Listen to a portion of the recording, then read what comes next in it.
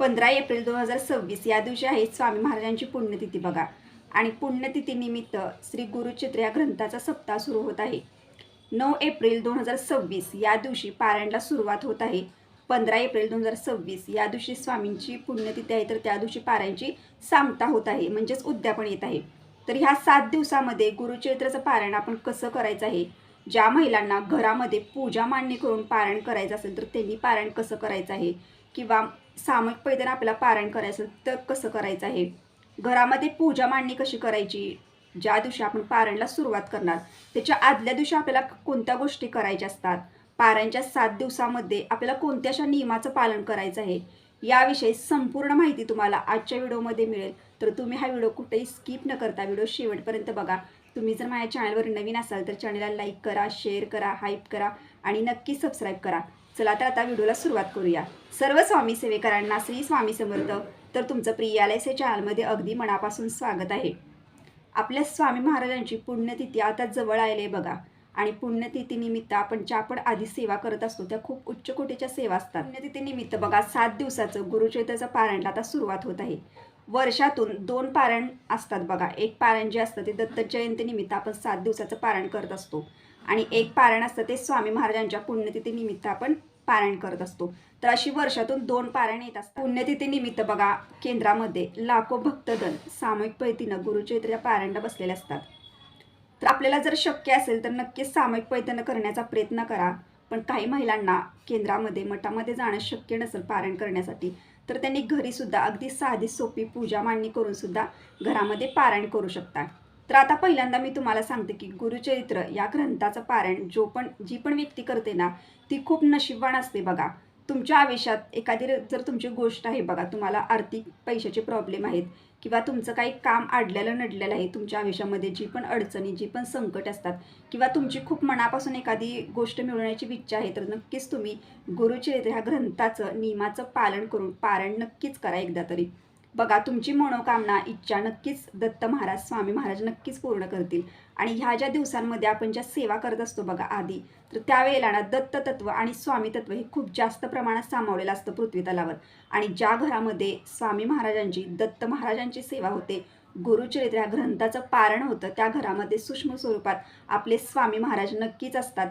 तर ह्यासाठी प्रत्येक महिलांना आणि प्रत्येक दादांना सांगते की नक्कीच तुम्ही तुमच्या जर आयुष्यातील संकटे प्रॉब्लेम नक्कीच दूर होतील बघा. त्यासाठी नक्कीच तुम्ही गुरुचरित्र या ग्रंथाचं पारायण नक्कीच करा. पण तुम्हाला एक गोष्ट मी सांगते की गुरुचरित्र हा 5वा वेद आहे बघा. आणि ह्यातील जो प्रत्येक अध्याय आहे त्याची फलश्रुती म्हणजेच तो प्रत्येक अध्याय आपल्या प्रत्येक संकटेचं प्रत्येक समस्येचं निरसन करत असतो. प्रत्येक अध्याय आपल्या प्रत्येक समस्येवर काम करत असतो. ह्यासाठी एक सांगते तुम्हाला मी महत्त्वाचं, की गुरुचरित्र ह्या ग्रंथाला नियम आहेत आणि त्या नियमाचं पालन करूनच आपल्याला पारायण करायचं आहे. या गोष्टी लक्षात ठेवा. नियमाचं जर तुमच्याकडनं पालन होणार नसेल तर तुम्ही गुरुचरित्र ग्रंथाचं पारायण करू नका. मी तर तुम्हाला सरळ असं सांगते, कारण गुरुचरित्राचे नियम आहेत आणि ह्या नियमाचं पालन हे प्रत्येक व्यक्तीनं केलंच पाहिजे. आता खूप महिलांच्या मनामध्ये शंका आहे की गुरुचरित्र ह्या ग्रंथाचं पारायण महिला करू शकतात का. तर तुम्हाला पहिल्यांदा एक गोष्ट सांगते की दिंडोरी प्रणित मार्गातला जो गुरुचरित्र ग्रंथ आहे बघा, त्या ग्रंथाचं पारायण आपण प्रत्येक महिला करू शकते. ज्या महिलांना पारायण करायचं आहे त्यांनी दिंडोरी प्रणित ग्रंथ ऑनलाईन पद्धतीनं मागवून घ्या. आणि जर तुम्हाला जर नंबर वगैरे जर हवा असेल दादांचा, तर तुम्हाला ग्रंथ मागवण्यासाठी तर तुम्हाला मी नक्कीच नंबर देईन. तर तुम्ही मेसेज करून मला विचारू शकता, मी तुम्हाला नंबरसुद्धा देईन. पण दिंडोरी प्रणित मार्गातला जो गुरुचरित्र ग्रंथ आहे त्याच ग्रंथाचं पारायण महिलांनी करायचं आहे. तर हे मी तुम्हाला सांगितलं. आता बघा गुरुचरित्राचं पारायण आपल्याला 9 एप्रिलपासून सुरुवात करायची. सामूहिक पद्धतीनं करू शकता किंवा घरामध्ये करू शकता. आता ज्या व्यक्ती घरामध्ये करणार आहे त्यांच्यासाठी सुद्धा हेच नियम असणार आहेत. ज्या व्यक्ती सामूहिक पद्धतीनं करणार आहे त्यांच्यासाठी सुद्धा हे सर्वांना माहिती आहे की 9 एप्रिलपासून पारायणला सुरुवात होणार आहे. तर आपल्याला 8 एप्रिलला बघा, 8 एप्रिलला काही गोष्टी महत्त्वाच्या करायच्या. त्याच्या आधी तुम्हाला सांगते, म्हणजे आज तुम्ही जर माझा व्हिडिओ बघितला असेल आज उद्या, तर 2 दिवस आधी ना आपल्या घरामध्ये बघा थोडीशी स्वच्छता करून घ्या. थोडं घर वगैरे झाडून घ्या. कारण आपल्या घरामध्ये आपण स्वामी महाराजांचं दत्त महाराजांची एवढं मोठं म्हणजे एवढी प्रभावी सेवा घरामध्ये करणार आहे की जेणेकरून आपल्याला सुद्धा स्वच्छता असं वाटेल की जेणेकरून आपण ही पारायण व्यवस्थित करू शकतो. तर आता मी ह्या गोष्टी तुम्हाला ह्याच्यासाठी सांगितल्या, कारण काही वेळेला आपण एवढी महत्त्वाची सेवा घरामध्ये करत असतो बघा, आणि काही वेळेला आपल्या घरामध्ये कुठेतरी कानाकोपऱ्यामध्ये जाळे जळमाटं नक्कीच असतात, आणि ह्या गोष्टी खूप चुकीच्या आहेत. आपण सेवा करतो पण ह्या गोष्टींकडे दुर्लक्ष करतो. यासाठी मी तुम्हाला एक छोटीशी गोष्ट सांगितलेली आहे. प्रत्येक महिला ह्या गोष्टी करतेच, पण ह्यातनं पण मी तुम्हाला आपलं सांगितलं की तुमच्या लक्षात जर नसेल तर ह्या गोष्टी 2 दिवस आधी थोडं घर साफ वगैरे करून घ्या तुम्ही घरामध्ये पारायण करणार आहात तर आता सांगते, पारायणच्या आदल्या दिवशी म्हणजेच 8 एप्रिलला आपल्याला काय करायचं आहे. 8 एप्रिलला आपल्या घरामध्ये आपल्याला छोट्या छोट्या चपात्या बनवायच्या आहेत. छोट्या छोट्याच बनवायच्या आहेत. 5 संख्येमध्ये आपल्याला चपात्या बनवायच्या आहेत. आता ह्या चपात्या बनवल्यानंतर काय करायचं, तर ह्या चपात्या जेव्हा तुम्ही बनवता त्यातले 4 चपात्या ज्या असतात त्या तुम्हाला कुत्र्यांना खाऊ घालायच्या आहेत. कुत्र्यांना आता घाला. तुमच्या इथं मध्ये तुमच्या जवळपास जर काही तुम्हाला कुत्री नाही दिसली तर तुम्ही एखाद्या झाडाच्या साईडला वगैरे ठेवून देऊ शकता. तिथून ती येऊन कुत्री वगैरे ती चपात्या खाऊन टाकतील, आणि त्यातल्या एक चपाती आपल्याला गाईला द्यायची आहे. म्हणजे असं तुम्हाला 5 करायचे आहेत. तर हे तुम्हाला आदल्या दिवशी घरामध्ये करून घ्यायचंच आहे बघा, आणि हे कंपल्सरी करायचं आहे सर्वांनी. पारायणला सुरुवात करायची. आपल्याला 8 एप्रिलला काय करायचं, तर आपल्याला बघा स्वामींच्या केंद्रात मठात जायचं आहे. जवळपास जर स्वामींचं केंद्र नसेल, मठ नसेल, तर दत्त महाराजांच्या मंदिरात जावा तुम्ही. जाताना तुम्हाला एक नारळ घेऊन जायचं आहे, खडीसाखर घेऊन जायची आहे, अगरबत्ती घेऊन जायची आहे, आणि स्वामी महाराजांना आपली इच्छा सांगायची आहे की मी असं उद्यापासून गुरुचरित्राचं 7 दिवसाचं पारायण करणार आहे. माझ्याकडनं हे पारायण करून घ्या. तुमची जी इच्छा असेल ती त्यांना सांगायची, आणि माझ्याकडनं पारायण व्यवस्थितपणे होऊ दे हेही त्यांना बोलायचं. त्यानंतर स्वामींना खडीसाखर नारळ तिथं ठेवायचं आणि तुम्ही घरी यायचं आदल्या दिवशी. आता तुम्हाला आदल्या दिवशी तुम्ही ही 2 कामं, तुम्हाला 2 गोष्टी महत्त्वाच्या करून घ्यायच्या आहेत. तर आता बघा, संध्याकाळच्या वेळेला जरी तुम्ही घरामध्ये पूजा मांडणी केली ना तरी सुद्धा चालू शकतं. आणि जरी तुम्हाला संध्याकाळी जर शक्य नसेल तर तुम्हाला सकाळी लवकर उठावं लागेल. 9 एप्रिलला तुम्हाला पहाटे 3:30 वाजता किंवा 4 वाजता मग तुम्हाला लवकर उठून पूजा मांडणी वगैरे आधी करून घ्यायला पाहिजे. तुम्ही पूजा मांडणी आदल्या दिवशी म्हणजे 8 एप्रिलला जरी घरामध्ये केली ना तरी सुद्धा चालू शकतं. आणि नसेल तुम्हाला आदल्या दिवशी करणं शक्य तर सकाळी उठून 9 एप्रिल तुम्हाला पहाटे पूजा मांडणी लवकर घरामध्ये करावी लागेल. या गोष्टी लक्षात ठेवा. जसं पारायण जी व्यक्ती महिला घरामध्ये करणार आहे त्यांनी देवघराची इथं पूजा मांडणी करायची असते. तुमच्या देवघराची इथं जर जागा असेल तर देवघराची इथं पूजा मांडणी करा. देवघराच्या शेजारी जर जागा नसेल तर तुम्ही तुमच्या घरामध्ये जिथं तुम्हाला पवित्र जागा वाटते, जिथं तुम्ही पारायण करू शकता, जिथं तुम्ही पूजा मांडणी करू शकता, आणि जिथं आपण पोथी वाचन 7 दिवस करू शकता अशी जागा जरी तुम्ही निवडली तरी सुद्धा चालू शकते.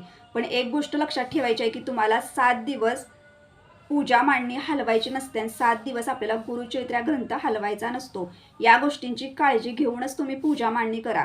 आणि मी तर तुम्हाला शक्य तेवढं सांगते की जेवढं शक्य होईल तेवढं ना, जी महिला घरामध्ये पारायण करणार आहे त्यांनी आपल्या देवघराची तर जागा करा आणि तिथंच बघा तुम्ही पूजा मांडणी करण्याचा प्रयत्न करा. पण जास्त जर अडचण वगैरे होत असेल तर तुमच्या हे न बघा, कारण कसं असतं की पूजा मांडणी जरी केली तर तिला आपण धक्का वगैरे लावायचा नसतो, किंवा पोतीला सुद्धा आपल्याकडनं धक्का लागण्याची शक्यता असते.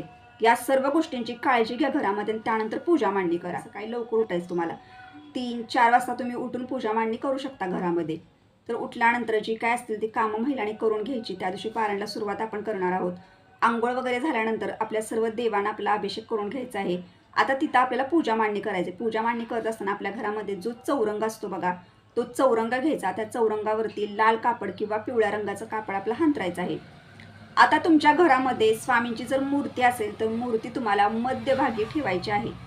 मूर्ती नाही तुमच्या घरामध्ये, स्वामींचा फोटो आहे तरी सुद्धा फोटो ठेवला तरी सुद्धा चालू शकतं. आता फोटो नाही, मूर्ती नाही, तर तुम्ही दत्त महाराजांची मूर्ती सुद्धा चौरंगावरती ठेवू शकता. तर आता जास्त करून बघा स्वामी भक्त आहेत तर प्रत्येक स्वामी भक्ताच्या घरी स्वामींची मूर्ती किंवा स्वामींचा फोटो असतो, तर तो तुम्ही जरी ठेवला ना तरी चालेल. आता आपल्याला फोटोच्या उजव्या साईडला ना मंगल कलशाची स्थापना करायची असते बघा. तर मंगल कलश कसा स्थापन करायचा, तर बघा आपल्या घरामध्ये जो पूजेसाठी आपण जो तांब्या घेतो तो तांब्या तुम्हाला घ्यायचा आहे. त्याच्यामध्ये पाणी भरून घ्यायचं आहे, थोड्याशा अक्षता टाकायची, एक सुपारी टाकायची, एक नाणं टाकायचं. तुमच्या घरामध्ये जर खाऊची पानं म्हणजेच विड्याची पानं असतील तर 5 घ्या, विड्याची पानं नसतील तर आंब्याची 5 पानं जरी घेतली तरी चालेल. त्यानंतर आपल्याला एक नारळ लागणार आहोत. त्या विड्याच्या त्या तांब्याच्या भोवती तुम्हाला ती पानं ठेवायची आणि त्याच्यावरती तो नारळ आहे तो ठेवायचा आहे. त्या कलशाला म्हणजेच त्या तांब्याला तुम्हाला 5 बोटं हळदी कुंकवाची ओढून घ्यायची आहे. मध्यभागी तुम्ही स्वस्तिक सुद्धा काढू शकता. आता आपल्याला बघा पूजा मांडणी करत आहोत आपण, तर आपल्या घरामध्ये एक जी प्लेट असते बघा, त्या प्लेटमध्ये तुम्हाला तांदूळ घ्यायचे आहेत, पांढऱ्या कलरचे तांदूळ. घेतल्यानंतर त्याच्यावर तुम्हाला थोडंसं हळदी कुंकू टाकायचं आणि ती प्लेट आपल्याला स्वामी महाराजांच्या उजव्या साईडला ठेवायची आणि त्याच्यावरती तुम्हाला हा जो तांब्या आहे म्हणजे मंगल कलश, मंगल कलश त्याच्यावरती ठेवून द्यायचा आहे उजव्या साईडला स्वामींच्या. आता त्याच्या शेजारी बघा तुम्हाला ना तांब्या असतो बघा छोटासा, स्वामींजवळ एक पाणी भरून तुम्ही ठेवून द्या स्वामींच्या फोटोजवळ. आता त्यानंतर बघा आता आपल्याला काय करायचं, तर तुम्हाला जर इच्छा असेल तर आपण स्वामींचा फोटो तिथे ठेवलेला आहे, तर तुम्हाला जर इच्छा असेल तर तुमच्या घरामध्ये दत्त महाराजांची मूर्ती किंवा फोटो नाही तर तुम्ही सुपारी सुद्धा त्यांच्या नावाची 2 खाऊच्या पाण्यावरती सुपारी म्हणून दत्त महाराजांचं स्थान म्हणून ठेवू शकता. तुम्ही तसंही करू शकता किंवा तुम्ही अशी जरी पूजा मांडणी घरामध्ये साधी सोपी केली तरी सुद्धा चालेल. आता बघा त्याच्या शेजारी तुम्ही ते छोटंसं पाणी भरून ठेवायचं एका ह्याच्यामध्ये स्वामींसाठी. एका वाटीमध्ये तुम्हाला खडीसाखर ठेवायची आहे बघा. आणि त्यानंतर आपल्या घरामध्ये जी फुलं असतील ती सर्व फुलं पूजेमध्ये अर्पण करून घ्यायची आहेत. हे सर्व झाल्यानंतर स्वामी महाराजांना जवळ दिवा प्रोजेक्ट करायचा आहे. दिवा तुम्हाला प्रथम आधीच लावायचा होता, मी सांगण्यासाठी विसरले. तर दिवा लावून घ्यायचा आहे. तुम्ही एक गोष्ट लक्षात ठेवा, तुम्ही 7 दिवसाचं पारण करणार आहात, जेवढं शक्य होईल ना तेवढा दिवा अखंड ठेवण्याचा 7 दिवस प्रयत्न करा. त्यानंतर दिवा वगैरे लावून घ्यायचा. त्यानंतर बघा अजून एक पाट घरामध्ये असेल तर तो घ्या आणि त्याच्यावरती ठेवायचे आपल्याला गुरुचरित्र, श्री गुरुचरित्र ग्रंथाची पोती ठेवायची. आता ही पोती ना आपल्याला ठेवल्यानंतर एकदा हलवायची नसते, ना पूजा मांडणी हलवायचे ना पोती आपल्याला हलवायची आहे बघा. ह्या गोष्टी लक्षात ठेवा. ही पोती आपल्याला कायम झाकूनच ठेवायची असते. ओपन किंवा पोती अशी ठेवायची तर पोती एखाद्या वस्त्र त्याच्यावरती अंतरलेलं असतं बघा, त्या वस्त्रावरती झाकून वगैरे पोती व्यवस्थित झाकून 7 दिवस ठेवायची असते आपल्याला. जेव्हा आपल्याला वाचायचं असतं पोती तेव्हाच आपल्याला ती पोती उघडायची आहे बघा. तर आता इथपर्यंत मी तुम्हाला सर्व गोष्टी सांगितल्या. तर आता तुम्हाला एक गोष्ट सांगते की तुम्ही तुमच्या घरामध्ये पारायण करणार आहात तर तुम्हाला सकाळ संध्याकाळ घरामध्ये गोमूत्र शिंपडायचं आहे. गोमूत्र घरामध्ये आणून ठेवा. घरामध्ये सकाळ संध्याकाळ गोमूत्र शिंपडत जावा. ही पण तुम्हाला मी गोष्ट सांगितली. आता दुसरी आणि महत्त्वाची गोष्ट एक सांगते की बघा तुम्ही आता हे 7 दिवसाचं पारायण घरामध्ये करत आहात. आता 7 दिवसाचं पारायण जर करत असताना तुमच्या घरामध्ये अचानक सुतक आलं, अचानक विटाळ आला किंवा काही पण गोष्टी झाल्या की जेणेकरून तुम्हाला पोती वाचन करणं शक्य होत नाही, तर तुम्हाला एक गोष्ट सांगते की पोती तुम्हाला कधी अर्धवट ठेवायची नाही. ते जे अध्ययन असतील किंवा ते जे दिवस असतील ते तुम्हाला त्या दिवशी एखाद्या तुमच्या शेजारच्या घराशेजारच्या एखाद्या व्यक्तीला बोलवा की जेणेकरून ती पोती ते जे अध्ययन आहेत ती वाचू शकते. किंवा तुमच्या जवळपास जर एखादे ब्राह्मण वगैरे असतील जे तुमच्या घरी येऊन हे अध्ययन वगैरे पूर्ण करू शकत असतील तर त्यांना तुम्ही बोलून घरामध्ये वाचन करायला सांगू शकता. पण ज्या त्या दिवशी गुरुचरित्रातले जे ते अध्ययन आहेत ना ते पठण हे झालेच पाहिजे. आपल्या घरामध्ये जरी असा प्रॉब्लेम झाला तर तुम्ही ते दुसऱ्यांकडनं तुम्हाला ते अध्ययन घरामध्ये बोलावून पठण करून घ्यायचे आहेत, पण पोती तुम्हाला अर्धवट सोडायची नाहीत. या गोष्टींची काळजी घ्या. आता केंद्रामध्ये मठामध्ये काय असतं, जरी काय असं प्रॉब्लेम झाला तर तिथले जे सेवकरी असतात ना ते पोती वाचन करून घेतात, कारण पोती कधीसुद्धा असं अर्धवट ठेवत नाहीत कुठलेच अध्ययन. तुम्हाला ह्या गोष्टींची काळजी घ्यायची आहेत. मी जे सांगते आहे ते तुम्ही समजून घ्या आणि त्यानुसार गुरुचरित्राचं पारायण घरामध्ये करा. तर आता इथपर्यंत मी तुम्हाला ह्याही गोष्टी सांगितल्या. तर आता दुसरी महत्त्वाची गोष्ट, आता पूजा मांडणी वगैरे सर्व झालं, सर्व सांगितलं तुम्हाला गोष्टी छोट्या मोठ्या. आता बघा त्या दिवशी आपण पोती वाचन करणार, पूजा मांडणी वगैरे सर्व करून करणार आहोत. त्या दिवशी आपल्याला संकल्प करायचा आहे. पूजा मांडणी सर्व करून घ्यायची आणि संकल्प करायला सुरुवात करायची. संकल्प केल्या केल्या आपल्याला पोती वाचन करायला सुरुवात करायची आहे बघा. तर आता संकल्प करत असताना बसण्यासाठी आसन घ्यायचं आहे तुम्हाला. दिवा धूप आरती लावायची. हातामध्ये थोडंसं पाणी घ्यायचं. आपल्या घरात जे तामण असतं ते तामण आधी घ्यायचं आहे आपल्याला जवळ. हातामध्ये उजव्या हातामध्ये थोडंसं पाणी घ्यायचं. त्याच्यामध्ये एक फूल टाकायचं, थोड्याशा अक्षता टाकायच्या, हळदी कुंकू टाकायचं आणि त्यानंतर आपल्याला स्वामींना तुमचं नाव सांगायचं आहे, तुमचं गोत्र सांगायचं आहे, तुम्ही ज्या कामासाठी पारायण करत आहात तुमची जी इच्छा असेल ती बोलायची आहे आणि स्वामींना म्हणायचं आहे की मी माझ्याकडनं हे पारायण निर्विघ्नपणे पार पडू दे. पारायण करत असताना कोणत्याही प्रकारची अडचण संकटे माझ्यावर नको यायला. हे पारायण व्यवस्थित माझ्याकडनं तुम्ही 7 दिवसाचं करून घ्या.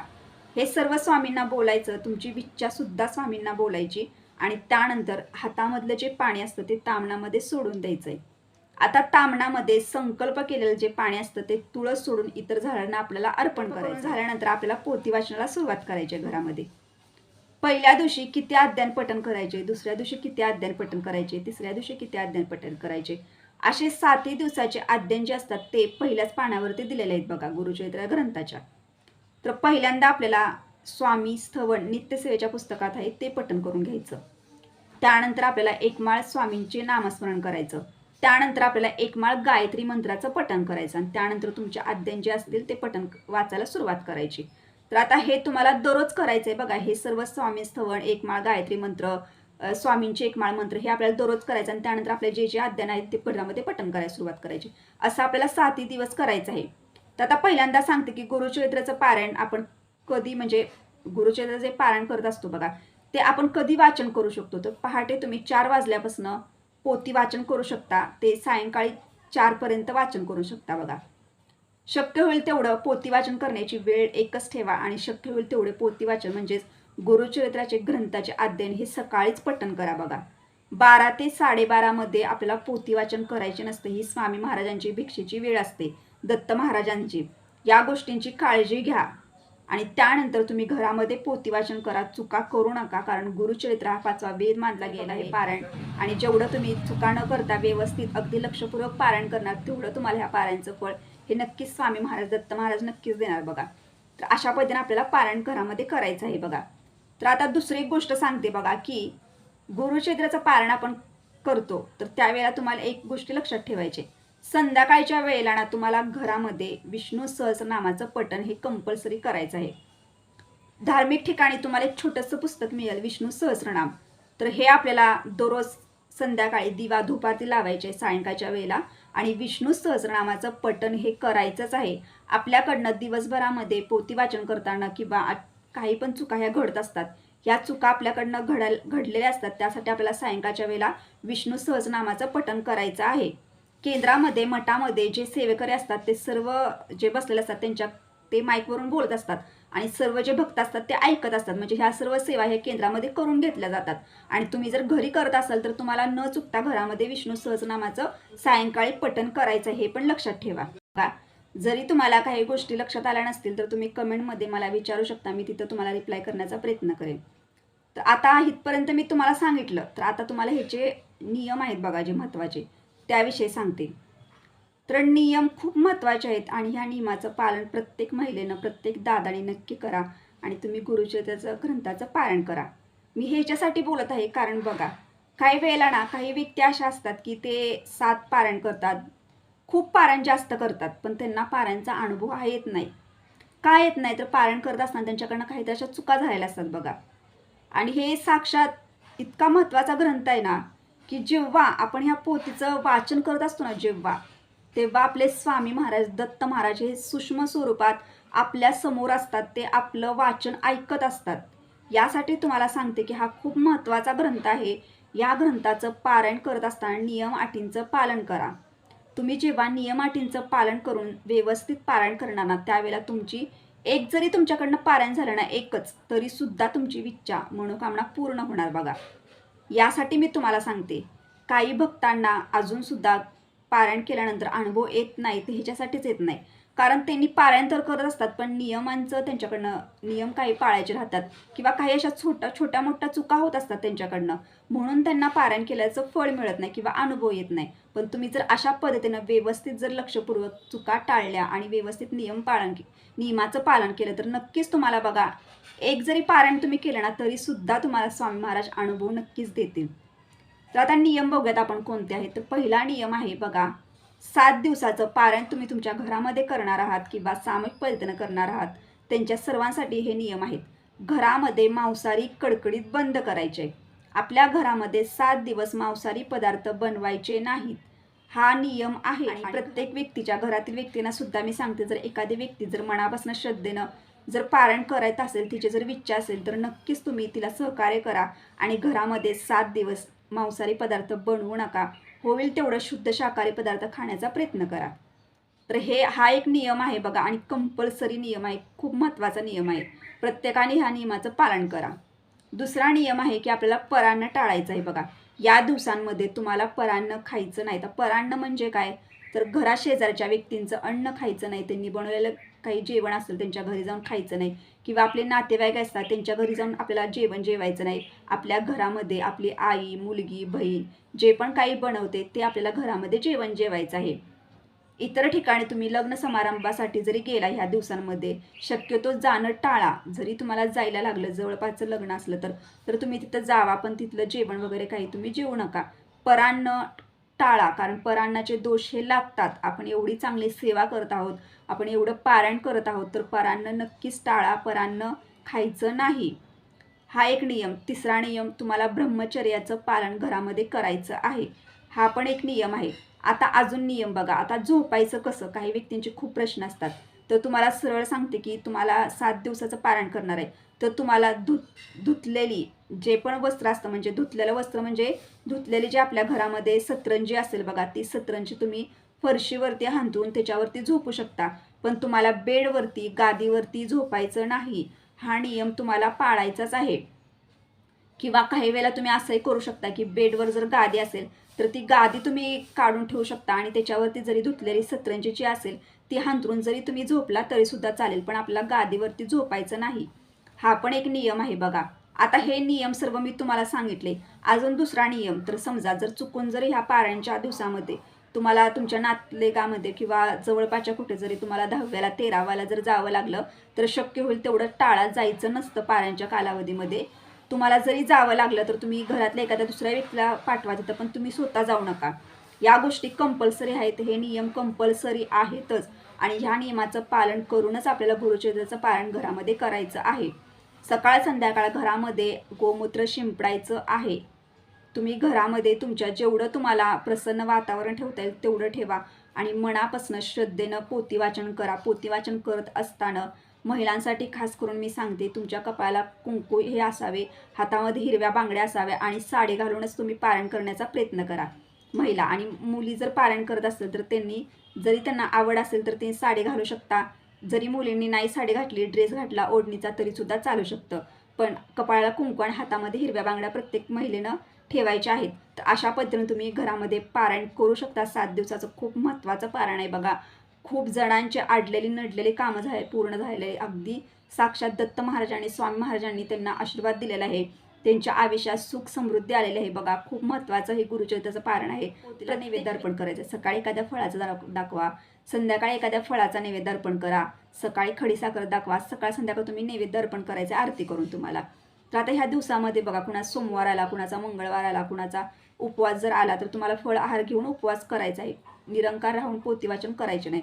तर ह्याच गोष्टी होत्या बघा. हे मी तुम्हाला पूर्ण व्हिडिओमार्फत सांगितलं. मला माहिती आहे व्हिडिओ खूप मोठा झालेला आहे, पण तुम्ही व्हिडिओ स्किप न करता बघितलेला आहे. खूप महत्त्वाचं आहे. कारण कसं असतं, खूप छोट्या मोठ्या गोष्टी असतात, त्या गोष्टी मी तुम्हाला व्हिडिओमार्फत सांगितलेल्या आहेत बघा, तुमच्यापर्यंत पोहोचलेल्या आहेत. कारण गुरुचरित्र हा खूप महत्त्वाचा ग्रंथ आहे आणि या ग्रंथाला, पारायणला नियम आहेत. ह्या नियमाचं पालन करा. तुमची नक्कीच मनोकामना स्वामी महाराज, दत्त महाराज नक्कीच पूर्ण करतील. आता ह्या दिवसांमध्ये आपल्याला कोणतं अन्न सेवन करायचं आहे, कोणत्या भाज्या खायच्या आहेत, कोणते पदार्थ खायचे नाहीत, या संपूर्ण विषय माहिती देणारा व्हिडिओसुद्धा मी लवकरच आपल्या चॅनलवरती घेऊन येईल. तर तोपर्यंत एवढीच माहिती सांगितलेली आहे मी ह्या व्हिडिओ मार्फत, कारण व्हिडिओ मोठा झालेला आहे. तर सर्वांना जर हा व्हिडिओ आवडला असेल तर एक छोटंसं हाईप करा, कमेंटमध्ये श्री स्वामी समर्थ लिहा. काही गोष्टी समजल्या नसतील तर नक्कीच विचारू शकता. तर भेटूया आता नेक्स्ट व्हिडिओमध्ये. पण सर्व स्वामी सेवेकरांना श्री स्वामी समर्थ.